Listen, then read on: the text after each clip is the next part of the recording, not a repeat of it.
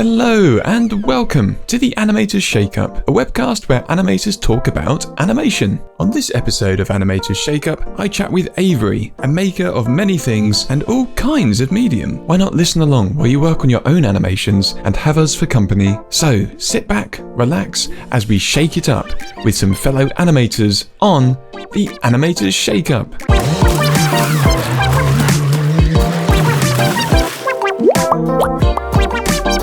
Hello and welcome to this ice cream parlour.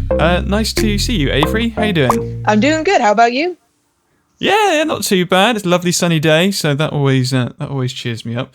I noticed you've got a milkshake in front of you there. What have you gone for? I got a birthday cake. I know birthday cake's kind of like a little kid flavor, but it's always been my favorite. Yeah, no, that's great. So yeah, I suppose. Yeah, very, very like sort of sweet. I always found with those that they're always a bit, they always punch me a bit, but in a good way when you're in the right mindset. Yeah, you know? I'd say like my go-to whenever I'm at an ice cream place, it depends on what they have, of course, but usually I go for caramel or caramel, depends on how you pronounce it. Something like that, or like any kind of vanilla flavor, but I love trying new things. Yeah, but you can't go wrong with an old favorite of a birthday cake. Yeah, birthday cake was always my my go-to. There was this little ice cream shop in my hometown. It's attached to a burger restaurant. Cool. We would never go to the restaurant. We would just get the ice cream. And they had this thing where you could order a monster cone. That's what they called it. So it was a regular sized sugar cone, but they would use the ice cream scoop to make a little smile, and then they would put whipped cream as like horns, and then like a few little sugar eyes. It was the cutest thing. This sounds insane. The thing is, it sounds so wild that I cannot even picture in my mind. Yeah, well, it's you think from the name Monster Cone, it would be massive. Yeah. And actually, that restaurant, it's called Bubs. It was actually it's just a regular burger place. I've been there a lot. It's nothing insane, but they got good stuff. They do really good portobello burgers. If you've ever tried that. No, I haven't. Oh, if you ever, I don't know if they would. They probably have it in England, but it's essentially just a burger, but instead of a meat patty or like a veggie patty, they get a whole portobello cap and just like grill it like you would a burger. I don't even know what a portobello is. That's the thing. It's a mushroom. Oh, it's a really big mushroom. Right. Oh, yes, that probably is a thing. I think I've seen it only in like really fancy places, though. Fancy places that sell burgers. They're like, oh yes, we sell burgers, but they're portobello burgers. Yeah. Bubs isn't really fancy. We actually, so the restaurant, I don't know if you're familiar with the show. I feel like it's so quintessentially American. It's called Man vs. Food. Oh, yes. Yeah. So the guy from there actually went to that restaurant because, so the restaurant Bubs has this thing called the Big Ugly. It's like their main thing. Nice. So it's a hamburger, and it's so funny because the bun and the toppings are like pretty normal size, but the patty is like the size of a dinner plate, but it's like really thin. Right. Okay. So and the whole thing is that you like if you eat one, you get your photo on the wall, but because they're on the smaller side, people usually want to try and eat. They never can, but they eat multiple. I believe so. The Man vs. Food guy, I think he only managed 4. I said only, and then some random like professional eater who's like stick skinny came in and he ate 5. And then just recently, when I go to college in Ohio. But I'm back in my hometown for the summer. I'd gone there recently, and there's a huge, because the more you eat, the bigger the banner you get. Right. Okay, cool. So you eat one, it's like a little Polaroid, but there was a banner, I want to say like a 2x8 banner of this guy, and apparently he was a TikToker who just goes around doing these things. It's This just is wild. amazing. I just have this awesome image in my head of someone going in for this gigantic burger that's bigger than their face, maybe two, maybe three, and they're just consuming this thing, and these people like chanting around them. It's just epic, and at the same time, there's just you with what is called a monster ice cream, but it's instead this tiny little cone, and you're there kind of just feeling a bit insignificant in comparison to this. I've never been there when ridiculousness. somebody's. I think I've been there. I think I've seen somebody eat only one once, but I've never Right. been there when somebody's like trying a huge challenge. Have you ever felt the need to try it yourself? God no. God no. I'd consider myself a light eater. That's just how I am. I look at that thing and I'm like, ugh, I can't imagine putting that down my gullet. No, that is, yeah. No, I can't do that kind of stuff. I'm always surprised myself with how much I can eat, but Yeah. I don't think I'd ever want to push it, because it kind of, to me, like, it defeats the point of eating when you're Exactly. when you're doing it for the sake of just like, how engorged can I get myself? Yeah. It's the just feels same kind of when wrong. it's the same when I see, back on the topic of like ice cream and milkshakes, those really like clickbaity milkshakes where it's like you have the like I want to call them like Chili's jugs, because there's a restaurant called Chili's in America, Right. and all I'm of gonna the have to drinks are Google served in like beer steins, like the big beer jugs. Okay. So it's like one of those, but Oh, I see them. Yes. yeah. So for the milkshakes, they get one of those. They like slather the sides in like frosting or chocolate, or they like it's ludicrous. And the thing is that they filled up the milkshake and then they pile on like toppings like half a foot high, and whoever gets that is not going to eat or like not get to the milkshake. The You mean milkshake, of like, like squirty cream and yeah. all sort. Yeah. They It's like, stick where's like the milkshake? they stick like lollipops on it. They stick like pieces of cake, Oh, what? like whole Oreos. It's wild. I just got the image that comes to me is that like the hot chocolate from the Simpsons movie Yeah. with Ned Flanders. It's like, come on, how's he going to get to that hot chocolate? There's like 3 flakes, marshmallows, cream. Come on, it's nice, I think, but Yeah, I feel it's like just so that. much fluff. Yeah, that's tame compared to these things. Oh, yes. The most egregious ones are when people have like a slice of cake on top of boba, because boba already fills you up as is. I've never heard of putting cake on top of a milkshake or a boba, especially a boba. Yeah, I haven't heard of that. it's very Instagrammy. It's very like, kind of not clickbaity, but it's, restaurant that wants to what usually happens is that they make these very extravagant things, and then but then people go to the restaurant, but they usually just order regular stuff, because it's like yeah. Yeah. I see. It's like they want to show something which is shocking, extravagant, but in reality, incredibly impractical. Absolutely. It's just impracticality. For the sake of impracticality. Yeah. I was wondering where you were going with clickbaity milkshakes, because I love that concept, but I'm like, I want to nail down Clickbaity what that milkshakes. definition is. Yeah. I feel like there's a difference between like really trying to do something new. Like I'm a sucker for trying new things, and I love just trying new flavors. This is the weirdest story to bring up for a milkshake, but when I had gotten my wisdom teeth removed like 2 years back,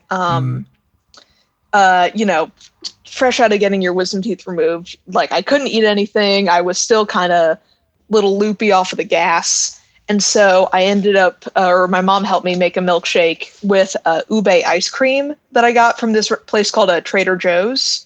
Have you ever tried ube? No, these are all new to me. Everything you're saying. So ube is, it's actually a yam. It's a purple yam. And you hear that and think, oh, that's not going to taste good. But it tastes completely different from a sweet potato. it's nutty. It's a lot more vanilla-y, but it's bright purple. So here I am, you know, or not tonsils, wisdom teeth out, drinking a milkshake, barely coherent, you know, just drinking this like purple goo that looks like something from the Teletubbies. That's wicked. That's so cool. Yeah. Yeah, because I was trying to translate yam, but I'm glad you said sweet potato. That Yeah. another thing, but yeah. That's the funny thing about like I'm a part of an Avatar Discord server called the High Camp, and a lot of people from there are from England, and it's just funny, like the little differences in culture and in language, and just in familiarity with things that you don't really think about. I know, it's got these little hidden colloquialisms. Yeah. That just such odd barriers. Yeah, when I was at uni, I had so many international friends, and trying to have these conversations, like coherent conversations, when you'd offhandedly use a typical term, and it's just gone. You're just like, what does that mean? It just completely shuts the conversation down. You just, of course, like. Yeah. Why would you know what that means? It's bonkers that you'd think that. I'd say it's even funny, like within the US, like the funniest example I know of is, so I live in the Midwest, but I have family in Texas, which is like pretty far south. And in Texas, every single soft drink is referred to as Coke. Right. So, yes, I have heard of that being a thing. I thought so it was everywhere. weird. I didn't realize it was just Texas. It's so the three main things. So soda, which I'd say is most common, pop, which I'm not exactly sure the distribution, but it's soda, pop, or Coke. It's like the trinity of soda names. What do we just call them? Fizzy drinks. That's what we call them. That's it. Yeah. Really boring. I mean, it's descriptive. You know, it's pretty descriptive. It's purely logical, and that's where it ends. No brands involved. Yeah, that's so funny.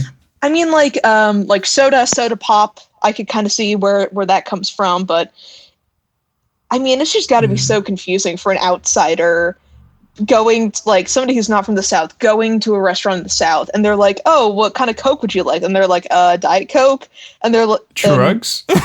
What they open with. Oh, that's even more confusing. But 9 times out of 10, they're not going to give you cocaine at a restaurant. Yeah, it depends on the branch. So, tell us a bit about you. Like, we got these amazing stories about milkshakes and that. But we got distracted. We got to explore. I mean, I love it. I love a conversation about an ice cream and milkshake. But yeah, tell us a bit about you. You mentioned you're on your Discord servers.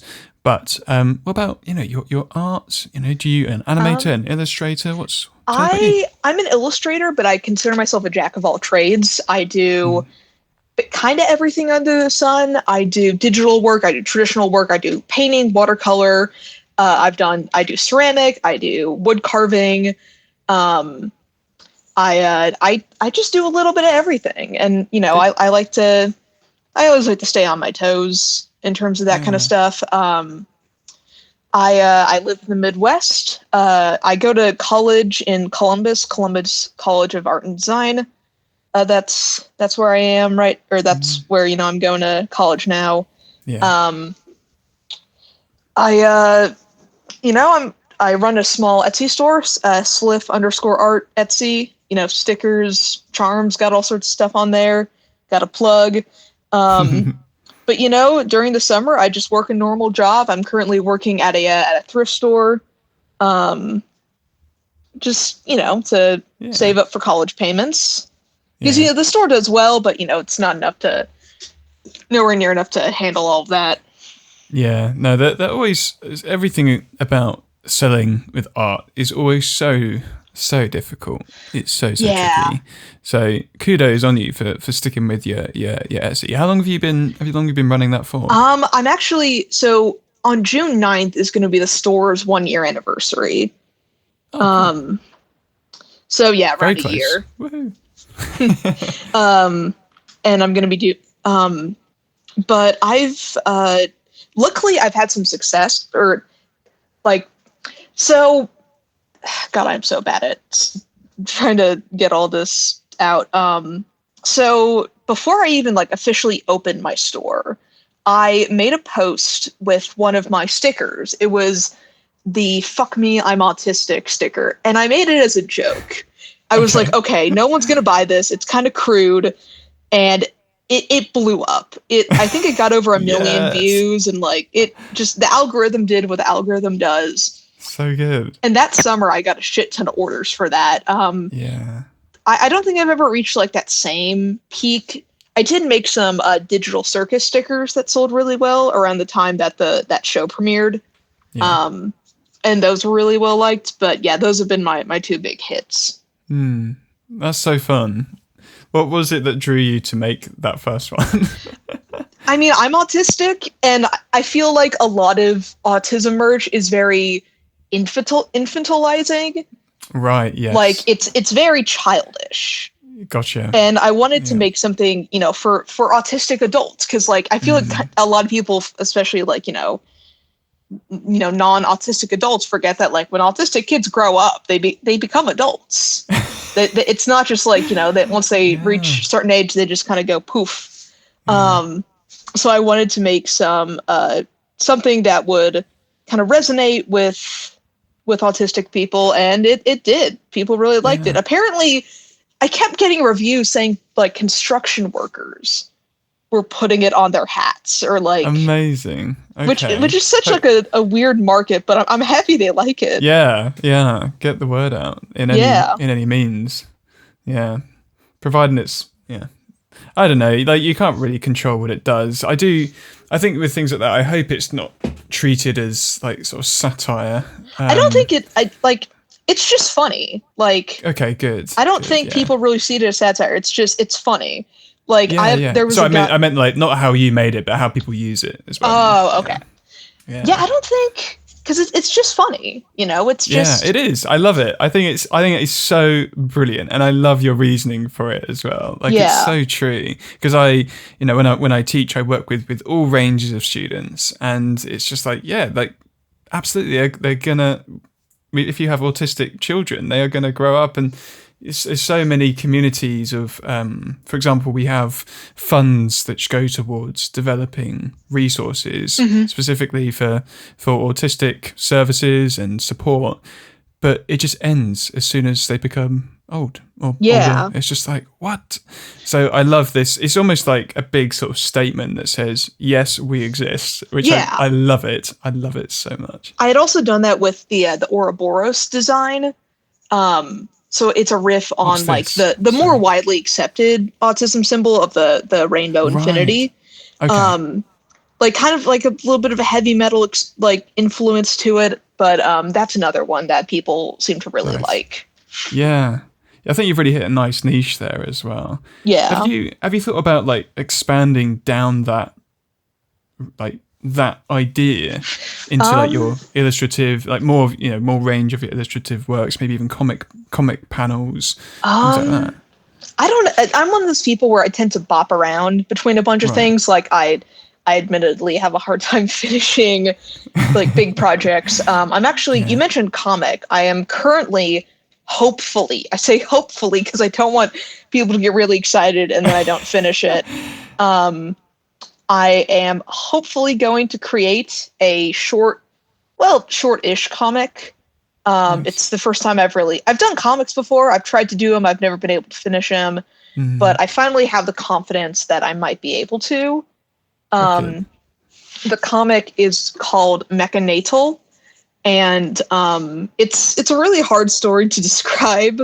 But I don't mind that because I feel like this is just my opinion. Opinion warning, wee woo. That a lot of stories, at least that I see like people talking about online, they're all trope based. They're all based on very identifiable fan fiction-y tropes. And to the point where like you don't really even need to like, it's just like, oh, it's enemies to lovers. Oh, it's, found family. And that's not a Yeah. bad thing, but when that's all your story is based on, and you can describe the whole plot with just, a few words, it kind of gets muddied down. So I want to write something that is a little hard to describe, but, hits just as hard. That's a really good point you bring up there, actually, because this is, when I've distributed films and animations and things like that, like there is there's a you hear that there's a dog in just outside the window. Can you see it? Just go and pop. There it is. Oh yeah. God damn it, Millie. You know the dog. Yep, that's Millie. She screams at everything. That's okay. After the ice cream van that drives by every now and again. Oh yeah. But this is it. It's like when you bring things like market or distribution, it's so hard to sell stuff that unfortunately that can't be summarized really concisely, which is so annoying because it makes it so difficult to share stories which are so much more complex. Like I feel like you've got to kind of, at least what I found is you've got to kind of ease people in with something that seems basic, and then as they get into it, they go, oh, there's more to this, and then they get really addicted to it. Yeah. And I feel like, so do you mind if I talk about Mechanatal a little bit? No, go for it. So Mechanatal, I don't know how long it's going to be. I'm aiming for something on the shorter side, but I'd say what I could compare it to is I don't want to compare it to Junji Ito because like everyone compares everything to Junji Ito, but it's a little bit of that. It's heavily inspired by, are you familiar with Tetsuo the Iron Man? Maybe. I'm so much better with images than names. Yeah, it's like describe it for me. So it's a Japanese cult film about a man who is slowly overtaken by metal. It's a black and white film. It was like shoestring budget. But I was really fascinated by that idea of being taken over by machines. And I wanted to write a story that is about sort of humans as animals, and then also humans as they fit into society and, modern life. So it's about those things kind of being at odds. But at the same time, it's also a story the main character is female. There's only two characters really, and they're both female. And it's also sort of about, weirdly enough, motherhood in a way, and like sort of birth as creation and creation as birth. As it's very esoteric. It's hard to describe. Yeah. No, it sounds like a really interesting concept. This idea of almost becoming part animal in a sense, but looking at it as that perspective of almost like identity and fitting in within the world. I think that is a really lovely concept. I'd consider it's less about fitting into the world and more of a lot of it is based on the idea of creating something that will outlast you. Right. Like the story opens up with the main character Irene looking at a flint hand axe and talking about, we'll never know the person who made this, but yet this item is still there. So that's one of the main themes. And then also one of the main themes is parthenogenesis. Again, you might need to fill me in on that. Yeah. So parthenogenesis is basically when an animal, it happens in stingrays. There's a whole species of gecko called mourning gecko that's all females, and they basically clone themselves. So it's basically reproduction without anybody else. Yes. Is it what are they called? You got spider plants, and I think strawberries. Strawberries do that as well, I think. Yeah, I'm not sure if that.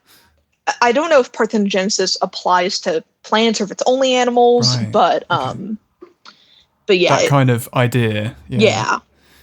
Okay. I just found that really. Yeah, that's fascinating. Yeah. You almost think why do it any other way? Well, it has its pros and cons because, fun fact about the mourning gecko specifically. So they're kept a lot in captivity, just because they're really easy to take care of. I thought about getting some, but ended up not. But even though they don't need sex to reproduce, they still kind of like, it's called pseudo-copulation. So technically they're all lesbians. Right. Okay. Which unrelated, but I just think it's funny. Yeah. It's just it's fascinating. I have no idea how that would work. It's obviously going to need one of those. What's it like? Interesting videos about YouTube videos. Have you ever seen those? Yeah, video essays and stuff. Yeah. There's like these kind of like comical ones where they say interesting video about ducks, and it just goes into how like horrendous they actually are. Yeah, ducks are wild. Dolphins in particular, like everyone jokes that dolphins act like how we think sharks act, and then sharks act like how we think dolphins act. Right. Okay. Yeah. But that's it. Yeah. No, it sounds like a really fascinating idea. I love it. I love this idea of trying to explore these ideas of being outlasted. I think that's a really scary concept in a lot of ways, but an important one to come to grips with, which I think a lot of people just don't. They just choose to not think about it, I think. Yeah. YOLO and all that. And there's two stories which I'd say I'm kind of working on concurrently. There's Mechanatal, which I've talked about. And then there's another one that both of those I posted on my Instagram if you want to show it up on the little screen. But The Death of Morgan is another one that I'd had the idea way back in high school, and then I revisited it recently when I was trying to sleep at night and kind of had an existential crisis about love what those. They're always very productive. about like what it means to die is how I would say, like just the concept of death. And I was like, ooh, I should write this. And that story, again, is even more incomprehensible in terms of explanation. Summarizing. Yeah. But it's about this like humanoid thing named Morgan who was stuck in this like liminal, not stuck, but like kind of born into this liminal Earth, I guess. And they're trying to find where humans have gone. Okay. Cool. So it's like a humanless world. It's it's really hard to describe again. Kind of like post-rapture vibes. What was it? Kind of like Silent Hill's a bit like that as well. I'm going for a lot of the design of the environments, and to an extent the characters are based a lot around like brutalism, brutalist. It's very liminal in a way, but that's one I hope to complete. I'd love to make it like an illustrated novel, so not a comic, but just novel that has pictures in it. Yeah, almost like some sort of like zine that just kind of tells a story purely through visuals. Is that what you're thinking? There would be writing, but there would also be visuals alongside it. It's like, think Hugo, you know that book? I'm going to stay awkwardly silent. It's what there was a movie based on it, but in that book, it has both visuals and text. It's told concurrently. And I really like that idea, so I'm gonna kind of be applying that. And that's the blessing and curse of being able to do a lot of things, is you just kind of bounce around from thing to thing. But you can never fully stay on track of one thing or another. Yeah, because I saw I think these were yours. Did you make your own little 3D printed creatures as well? Yeah. I That's downloaded so cool. like a free 3D modeling software, and then my school has 3D printers, so I was able to print some of them off. Awesome. I love it. Yeah, because I do that as well. I've just, as of like about a year ago, I invested into a resin printer. Ooh, that's and I print nice. these little designer toys. I'm not sure if you've seen them, but I'll hold them in front for you to see. Oh, like the platypus! Oh, that is adorable. So yeah, we've got all sorts of things they're just so addictive. Just making a little guy, a little fella. Yeah, and you can hold it, you can paint it, you can actually put it somewhere. I just love it. I've actually been working. It's coming in a future shop update, I sculpted a small batch of tea pets.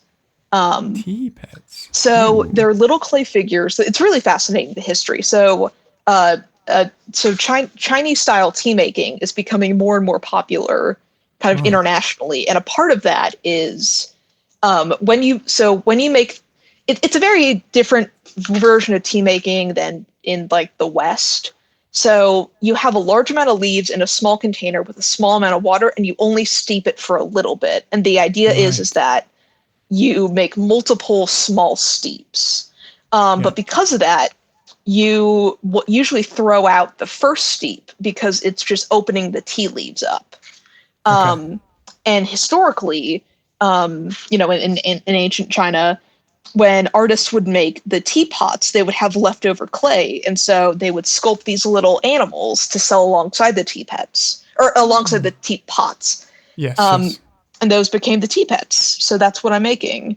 Oh, neat. Yeah. That's really cute. Is there like particular designs to these kind of tea pets, or are they just kind of like whatever? They're kind of whatever. I mean, I made some that were like animal. I made a mammoth one. I made some ducks. I made a weevil. And those will be going on sale soon. Nice. That's so cute. I love that, especially when it's kind of like excess. But I mean, in your case, I presume you're basing it off of this sort of method and this sort of practice that I used to do, but you're just doing that, I presume. Yeah. You're not making a teapot as well. Well, I don't make the teapots. I just make the little guys. Yeah, love it. Love a little guy. Little guys. Yeah, that's so good. Yeah, very, very addictive. As soon as you sort of get to grips with finding a satisfying shape to something, I mean, at least it's something I experience. I just want to make so many. I have too many everywhere.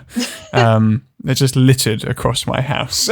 Just these little guys. Yeah, and I just finished making a little plush version of my little Navi character that I use, like what I'm using now. Oh, I did see that. Yes, that is so cute. Yes, that's awesome. How did you make that? Was that just like material that you sort of sewed together, turned inside out, that kind of thing? Yeah, basically. I just grabbed some felt from the store.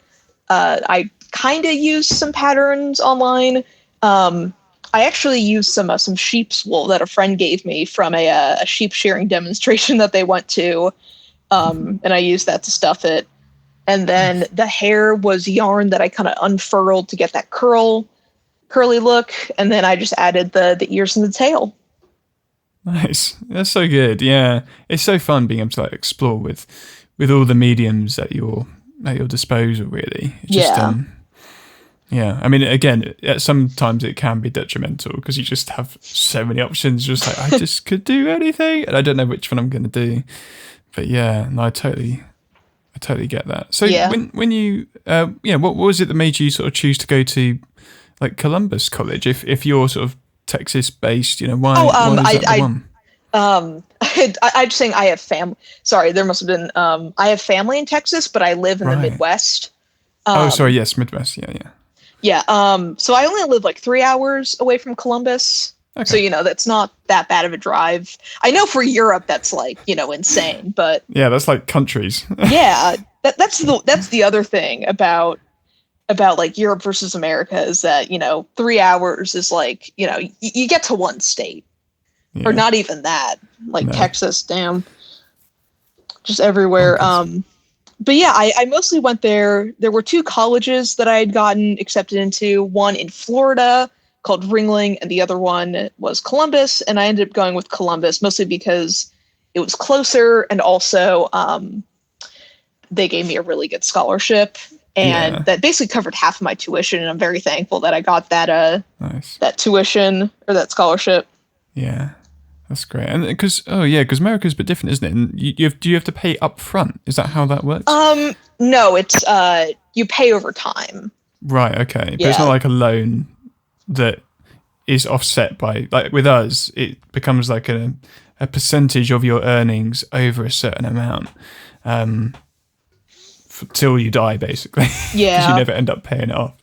Well, I mean, there's loans. I'm just lucky that because I pay like half of the tuition's basically paid for already from the scholarship.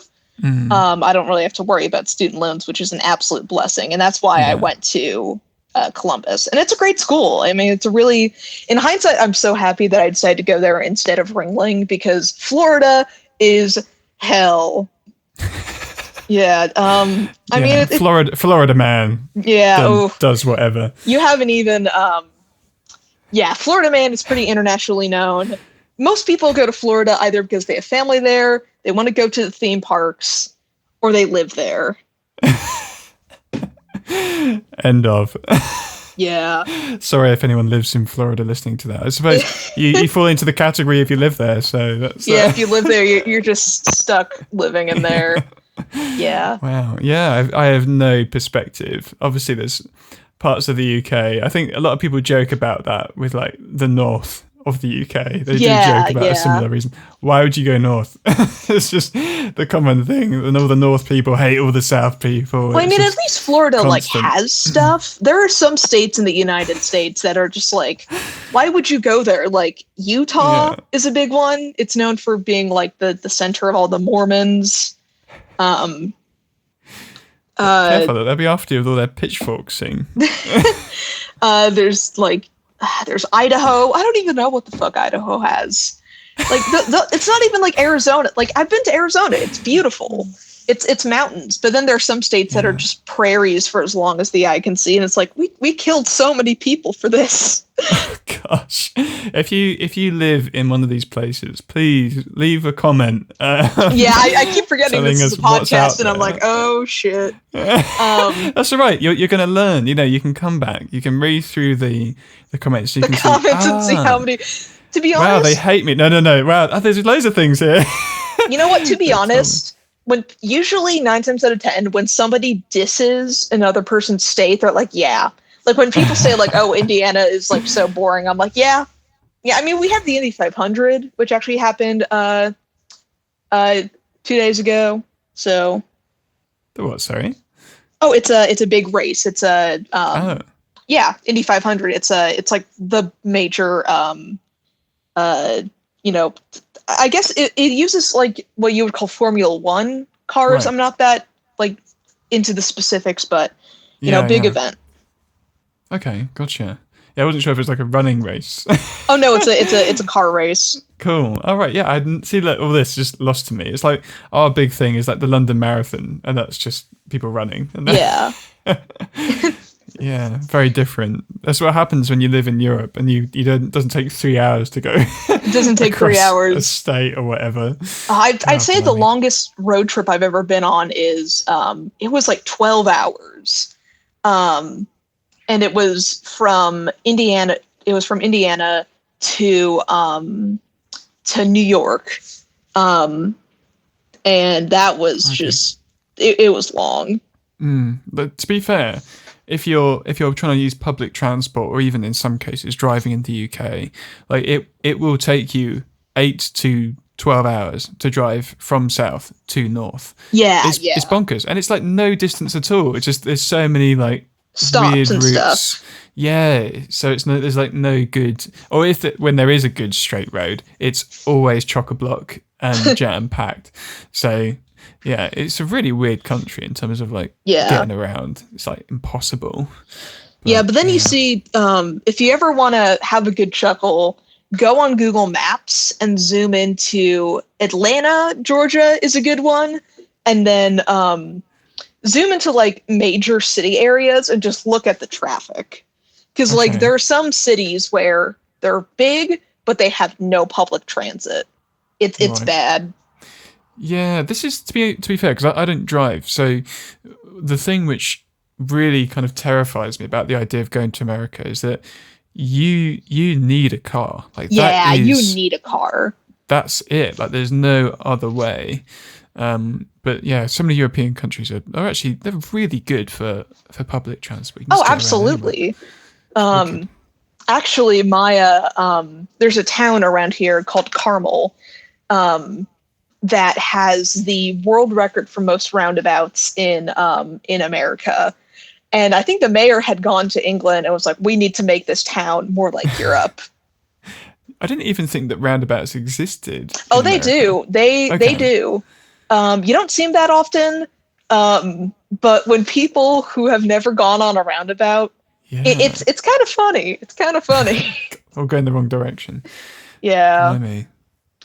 I'd Roundabouts are weird in different countries. I saw on a vlog, I'm not sure if you watched them, but there's a part of like the Yogscast, who are a YouTube YouTuber Let's Play channel. There's a group called Hat Films who did a vlog in, I think it was Iceland, and their roundabouts are really weird because you had to, if someone wanted to get off the roundabout, you had to stop while going around the roundabout to let them cut in front of you to get off. So it kind of completely defeats the point of a roundabout. Yeah, that's so but weird. it's Like, still a roundabout.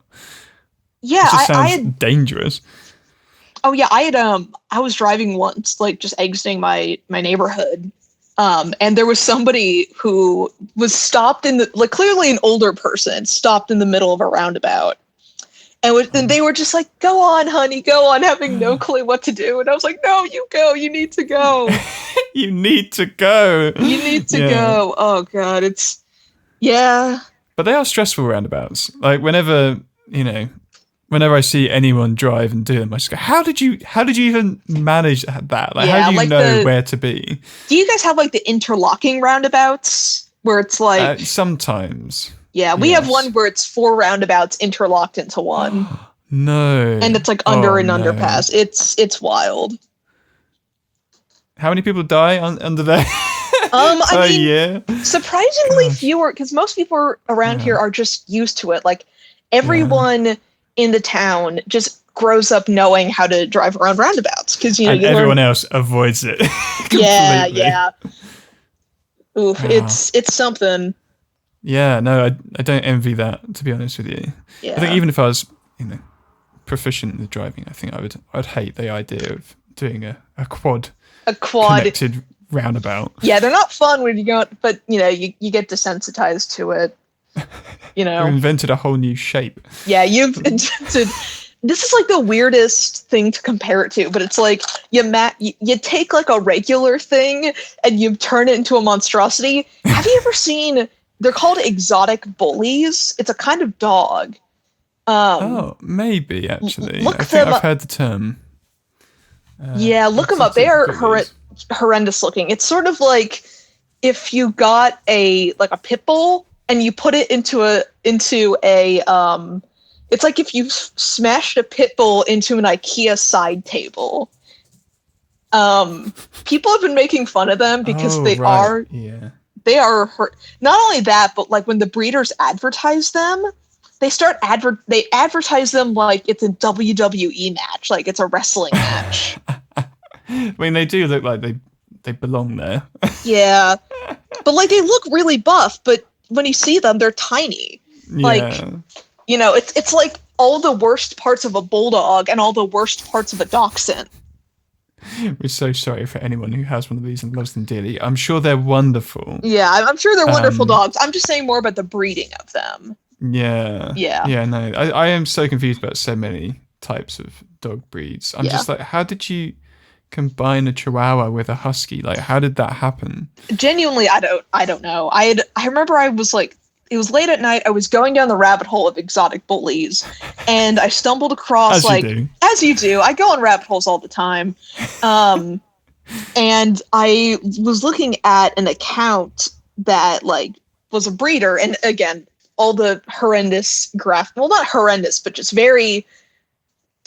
It's like the kind of advertising. It's so stereotypically American, but then out of nowhere, it was just a random video of a dog getting artificially inseminated. And I was like, why the fuck would you post that on Instagram for everyone to see? Nobody. Somewhat educational. And I know it's educational. I suppose you can only blame yourself for going so far down the rabbit hole. I know it's educational, but things are educational, but that doesn't mean you just put them out in the open. It's like the weird, concept of, what is censored, what isn't censored. It's all that kind of round sort of area, isn't it? Really? Yeah. It's like you have all these funny videos of, which is just classified as funny, of just monkeys doing it. Like, haha, they're doing it on your car. Isn't that funny? But it's like, yeah, well, they're not really that far off from us, are they? Let's be honest. They're not. Funny. So there's a zoo in Indianapolis that has orangutans. And they're really cool animals.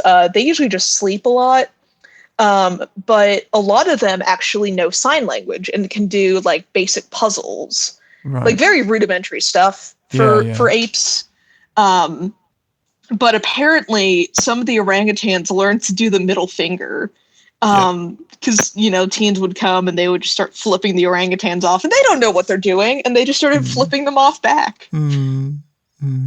It's like when you teach parrots swear words. Yeah, that also happened. They the zoo also has parrots, and some of the parrots started learning to swear. Oh gosh. You know that there is and has been a group of people that are just like, right, well, we're going to teach them today, folks. We're going to teach them today. They've got their little books of all their Urban Dictionary. They're just like, right, nonce. Yeah, let's go with nonce today. So I know you heard the dog barking outside the parlor, but I actually I know I mentioned wanting geckos, and lizards have always been like, one of these days I'm going to get one. But right now I actually have 2 spiders as pets. Cool. I mean, cool. I think that's cool. I think my partner included, a lot of people would think that is horrendous, but I think cool. Depends how you let them run over you. So they're jumping spiders, so they're fairly small. Okay.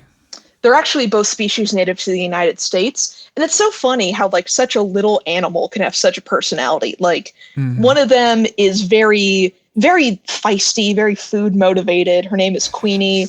Like she is on the food. She is very like just walks around her enclosure a lot, loves to explore.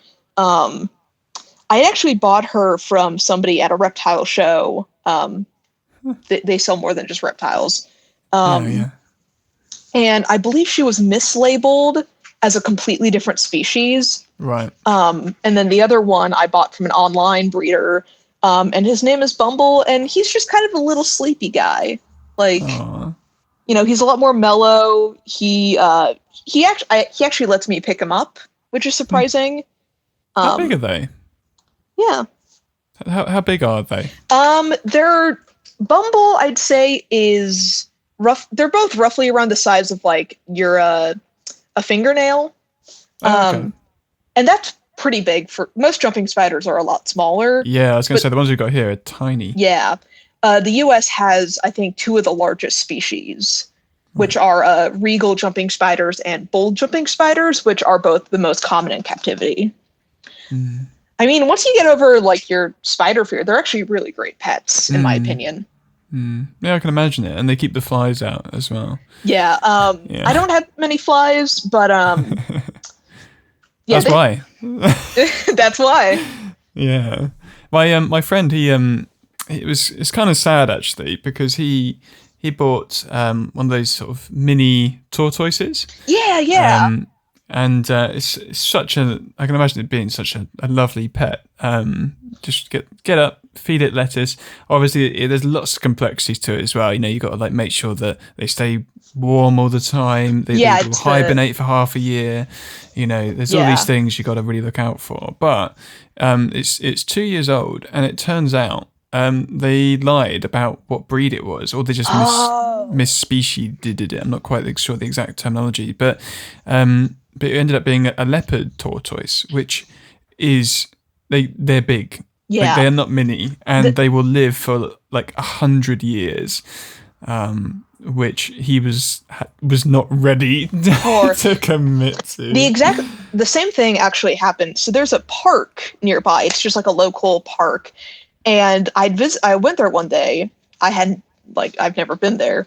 And they had a ginormous, I believe it was a sulcata tortoise. It's like the 2nd or 3rd largest in the world. Right. And they sure as hell are not native to the Americas. And apparently a similar thing had happened where somebody had presumably bought them as a pet, but then they were missold on the species.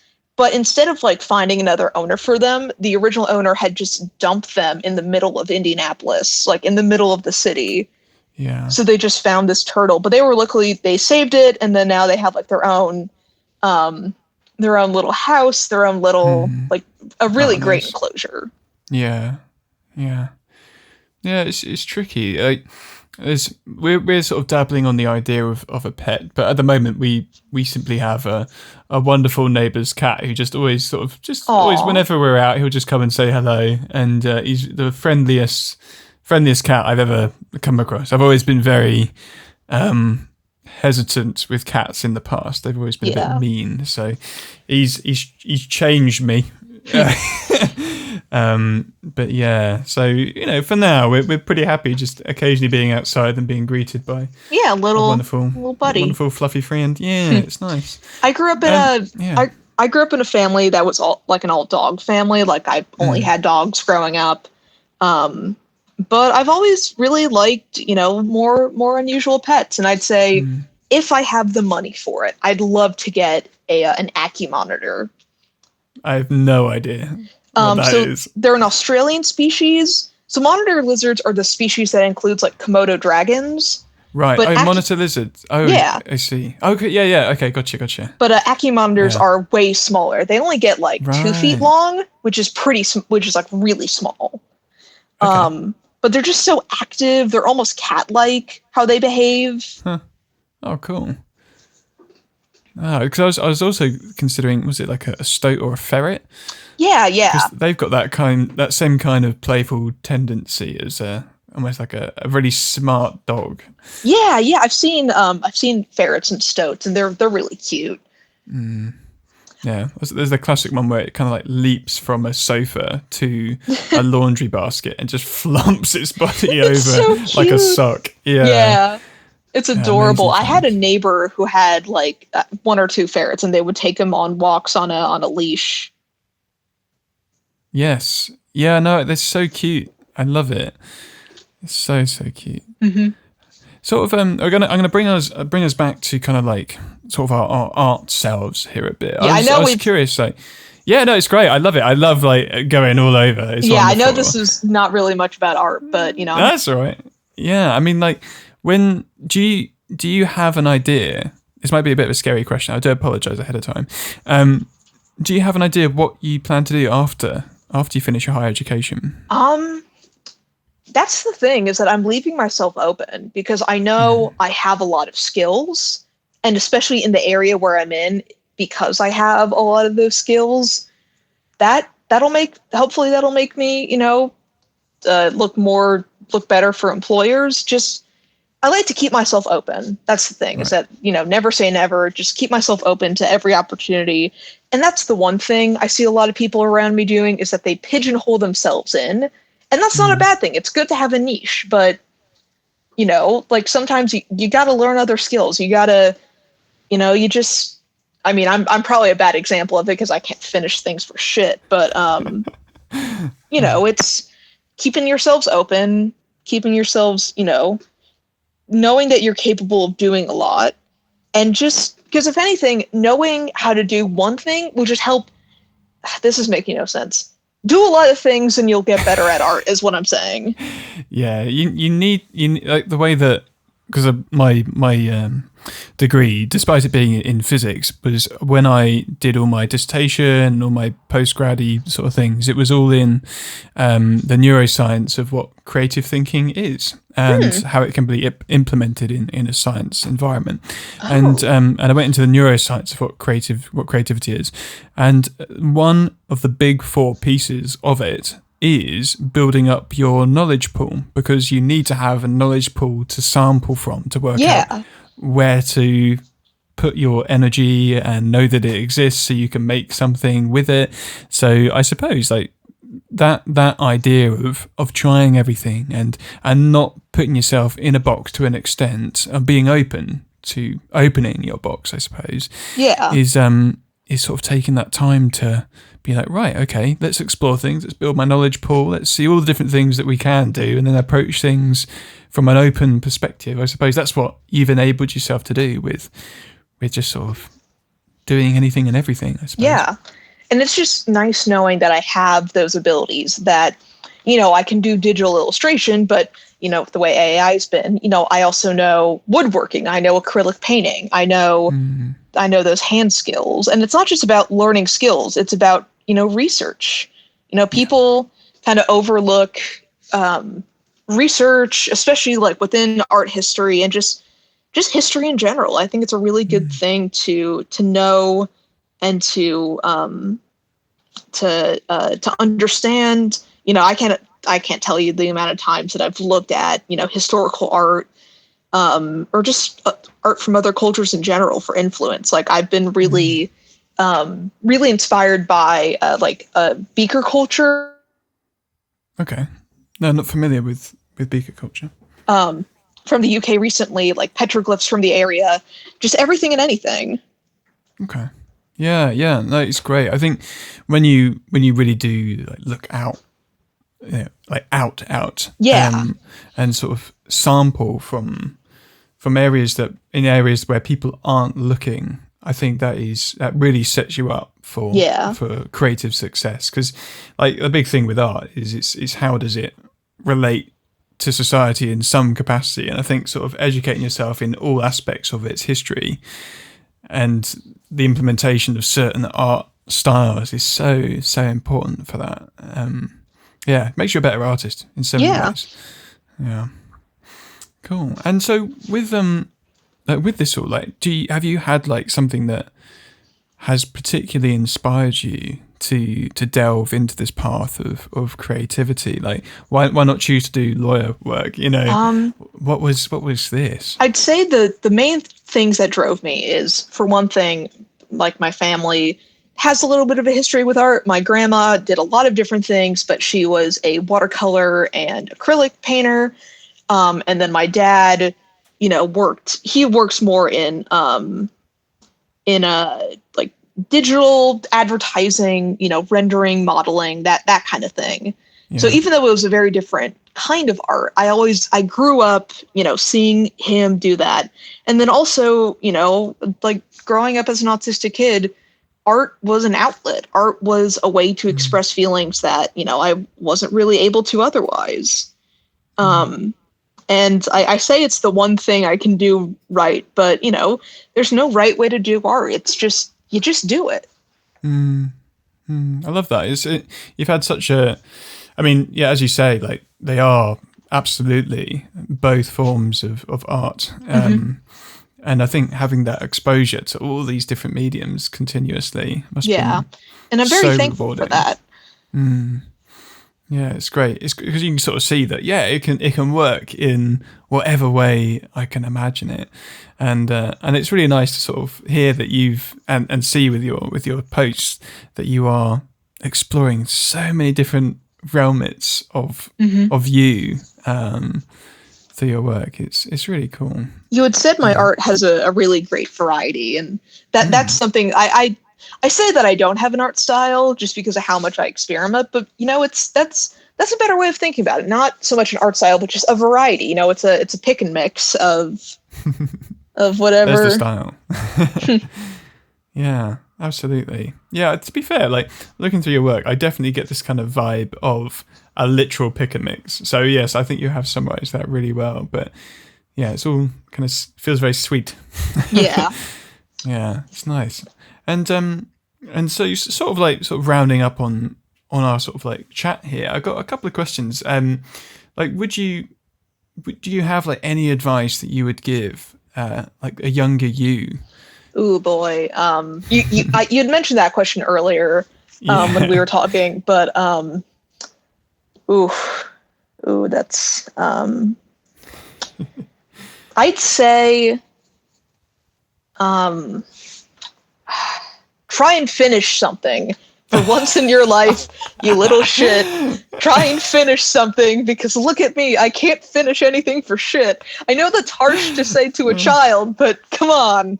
Why not? Why not? No, I love it. I think that's great because like it's really nice when you. I mean, I do it all the time. Like, just you identify something which you're like, why am I not doing that? Or like now, and I think it's so good just to sort of put your foot down and go, right, I will.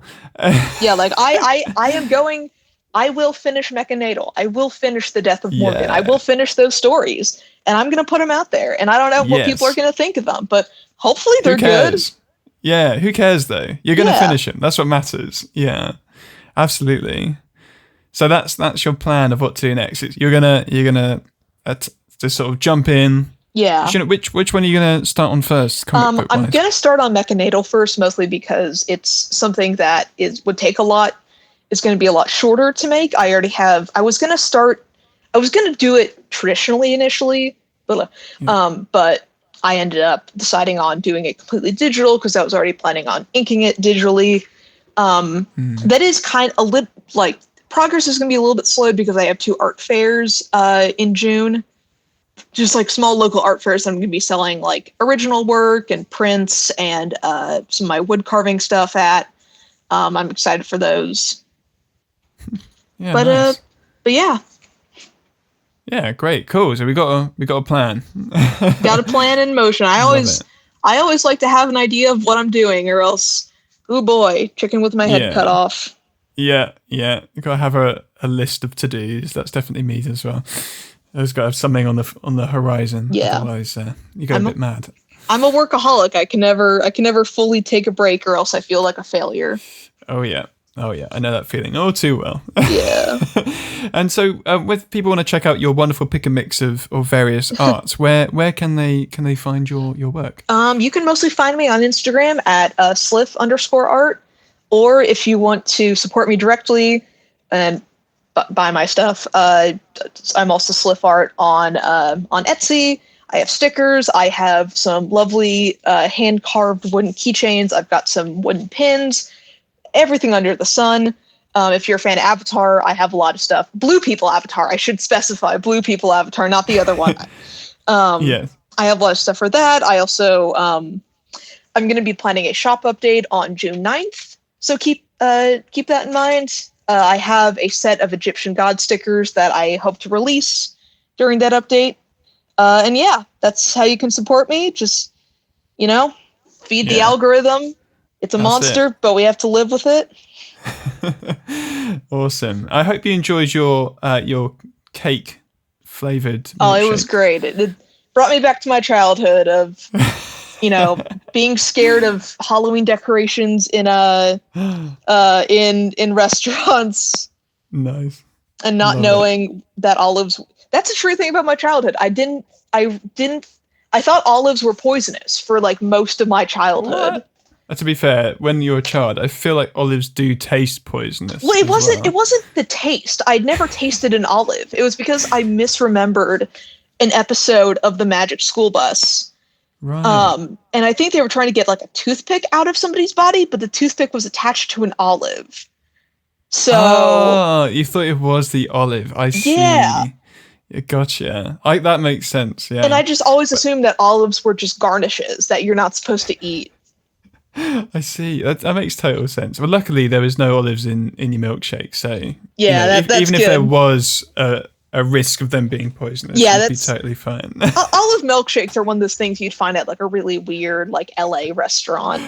In fact, that's the flavor I have today. Actually, mine is actually olive milkshake. Yeah. Like an olive and rosemary milkshake. Get all fancy. I'm not sure if I'll have it again, if I'm honest with you. Once is enough. It's just olives and vinegar in this thing. It's not good actually. Hey, it's good to try something. It is. I've eaten bugs before. I've eaten octopi, and I really liked it. But then I've also tried other things, and I hated them. Yeah. But you learn. You learn from it. That's what. See, that's all. It circles around. Just trying new things. Yeah. That's your parents were right. Yeah, that's it. Well, thank you so much for coming along to. Thank you so much for having me on the. Thank you so much for having me on the show. You've been an absolute treat, and hopefully. So have you. Yeah. Absolute pleasure. Thank you very much. Of course. And, hopefully have you again. Who knows? Yeah, I'd love to be on here again. Maybe bring some more people into the parlor. Yeah, do a multi chat. It could be cute. Yeah. Love it.